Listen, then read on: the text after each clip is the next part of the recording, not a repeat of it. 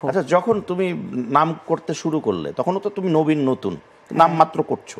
ওই সময় যারা এই বিগত সময়ের তোমার ঠিক কন্টেম্পোরারি না, তোমার ঠিক আগের জেনারেশনের যারা নাম করা নায়িকা, তাদের সাথে কি প্রকাশ্যে বা অপ্রকাশ্যে কোনো পলিটিক্সের শিকার হয়েছে বলে কি তুমি মনে করো? 100% প্রতিনিয়ত ছবি থেকে বাদ পড়েছো? হ্যাঁ, খুবই নামকরা নায়িকা, ভীষণ নামকরা নায়িকা।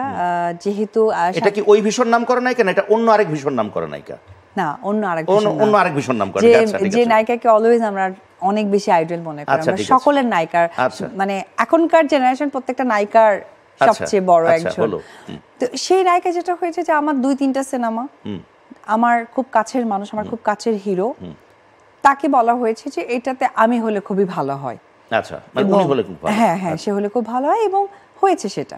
আমি দেখেছি, জেনেছি। মানে তুমি এরকম হয়েছে যে তুমি জানো যে ছবিটা তুমি করছো, তোমার সব ড্রেস টেস রেডি, স্ক্রিপ্ট টিপ চলে এসেছে, সাইনিং টাইনিং হয়ে যাবে বা হবে। সাইনিং মানে কি, মানে আমরা তো সারাউন্ডিং অ্যাকচুয়ালি তো প্রযোজক বা ডিরেক্টর আমাদের তো ওই তোমার হচ্ছে কি বলে পাখির মতো, মানে এসে প্রযোজক বা ডিরেক্টর এসে তো চলে যেতেন না। আমাদের তো তারা বিজনেসম্যান প্রযোজক ছিলেন, যারা অফিসিয়ালি বিজনেস করতে এসেছেন এবং একের অধিক সিনেমা বানাতেন। তো এরকম সিনেমাগুলোর সাথে তো যেটাকে কি যেন বলে যে ওই যে আমাদের শীতের সময় যে কিছু অতিথি পাখি, সেরকম অতিথি প্রযোজকতা আমি পাইনি। আমি পেয়েছিলাম একদম জেনুইন যারা প্রযোজক, জেনুইন প্রযোজক হয়ে সে ওই বিখ্যাত নায়িকার কথায় মানে এরকম হয়েছে, তোমাকে বাদ দিয়ে দিল না। আমাকে যেটা আমি বলবো, যে আমি ছোট করে বলবো না, হয়তো আমার লাগছিল না সেই কাজের জন্য, তবে আমার খুব নিজের মানুষরাও সেখানে খুব ইনভলভ হতেন। আচ্ছা ঠিক আছে, ও বাদ থাকুক, আরেকজন কাজ করে। আচ্ছা, ওকে, এরকমও কাজগুলো হয়েছে। তখন কিরকম লাগতো যে ছবিগুলো থেকে প্রিপারেশন নিলাম,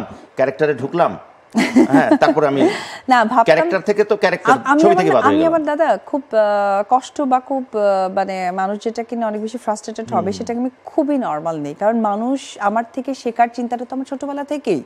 তো ওই কিছু জিনিসগুলো আমি রপ্ত করার চেষ্টা করতাম যেটা মানুষ যেন খুব ইজি নিতে পারে। আমি ভাবতাম যে এটা আমার রিজিকে নাই, কারণ আমি বিশ্বাস করি যে গাছের পাতা উপরওয়ালার ইশারা ছাড়া নড়েন না, সুতরাং রিজিকের মালিক তো অবশ্যই সৃষ্টিকর্তা। তো সেই জায়গা থেকে আমি মনে করতাম হয়তো বা হয়েও হয়নি, মানে এটা আমার বেটারমেন্টের জন্য, আলহামদুলিল্লাহ। Very good.